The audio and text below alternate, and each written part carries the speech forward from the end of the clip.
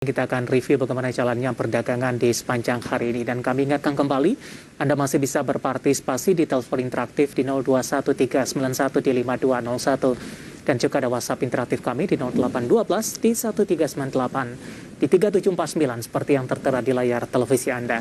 Saat ini kami sudah terhubung melalui Zoom bersama dengan Bapak Dimas Pratama selaku Technical Analyst NH Korindo Sekuritas. Kita akan langsung sapa saja. Pak Dimas, selamat sore. Apa kabar, Pak?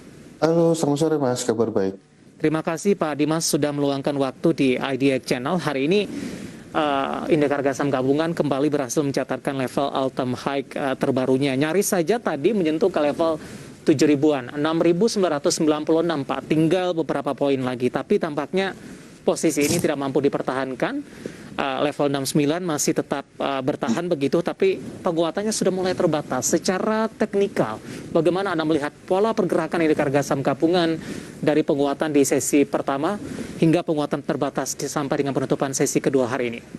Ya, oke. Kalau kita lihat secara teknikal ya pergerakan intraday di IHSG sendiri memang masih berada di konsolidasi antara 6850 sampai dengan 6950. Walaupun tadi sempat tertinggi di 6996 ya, nyaris 7000 dan akhirnya tadi profit taking dan kita closing di 6920. Jadi memang ini merupakan koreksi wajar, koreksi yang sehat walaupun sebenarnya kita masih ada potensi untuk melanjutkan penguatan paling nggak sampai dengan 7080 untuk depannya.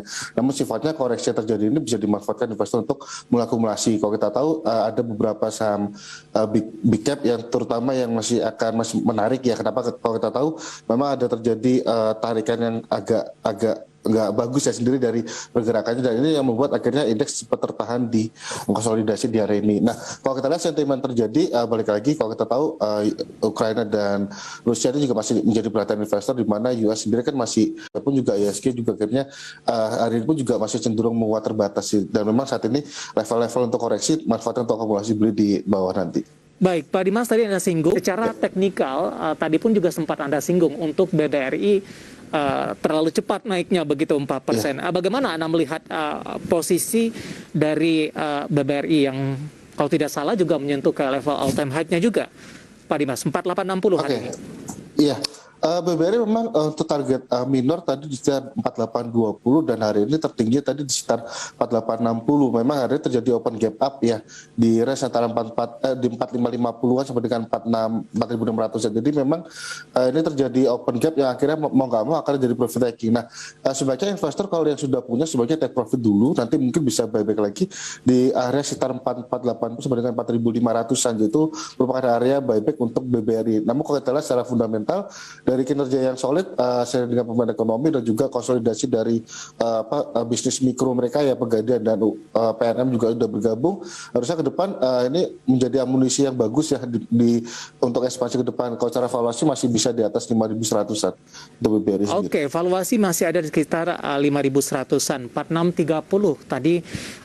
Memanfaatkan momentum di 4630 dan 4500 untuk profit taking, dan 60 yang merupakan level tertinggi hari ini, dan kalau berhasil break di atas 4860 dia ada potensi paling enggak ke 5200 untuk depannya. Jadi memang saat ini cenderung buy and untuk BBRI. Oke, strategi dalam hal ini Pak Dimas ketika ingin memanfaatkan momentum dari dividen dari BBRI, apakah momentumnya masih tepat untuk masuk, kemudian setelah kumdet nanti posisinya bagaimana begitu?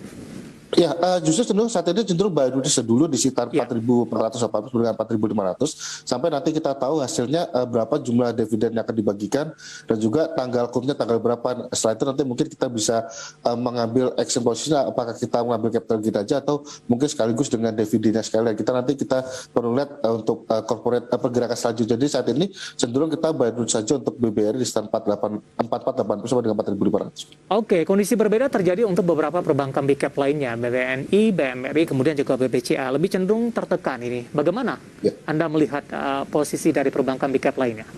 Oke, kalau kita lihat BBNI itu juga tadi juga open di atas ya, dan hari ini close-nya di bawah di closing kemarin. Jadi saat ini kesempatan untuk Bank Negara untuk akumulasi aja selama di atas di atas 7.900, target selanjutnya dia ada di 8.750. Untuk Bank BCA sendiri, kalau kita lihat juga sebenarnya saat ini bergerak konsolidasi ya, di mana BBCA target dekat ada di start 8.250. Jadi saat ini selama di atas 8.000, 8.050 teman-teman bisa akumulasi beli target dekat di 8.250 untuk BBCA. Nah untuk Bank Mandiri sendiri sama, Bank Mandiri pun juga hari ini ada rebound kecil ya, namun closing ditutup di low kembali. Jadi saat ini bisa manfaatkan untuk akumulasi beli selama di atas 7.500. Jadi target dekat untuk Bank Mandiri di sekitar 7.950 sampai dengan 8.000. Jadi saat ini kesempatan untuk akumulasi di harga bawah untuk big cap. Oke, rekomendasi untuk beberapa perbankan big cap yang di penutupan sesi kedua lebih cenderung tertekan setelah menembus atau mengalami penguatan signifikan sebelumnya.